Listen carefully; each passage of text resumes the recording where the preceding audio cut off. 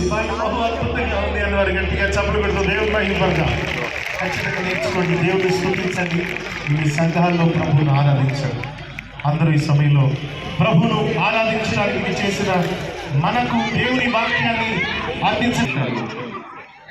చాలా శ్రద్ధగా వాక్యం వింటాము అన్న వాళ్ళు మౌనంగా ఉండి మిగతా వాళ్ళందరూ కూడా గట్టిగా చప్పట్లు కొట్టండి.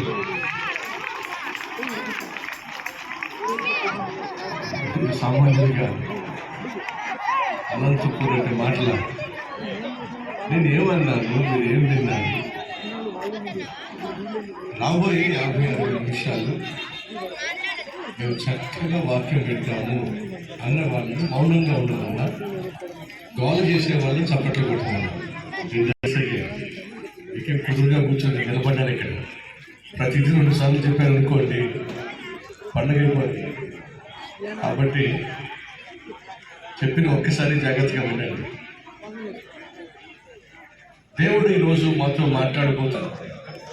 మీరు వెతకుచున్న ప్రభువు అనగా మీరు కోరు నిబంధన దూత తన ఆలయమునకు హఠాత్తుగా సెలవిస్తున్నాడు.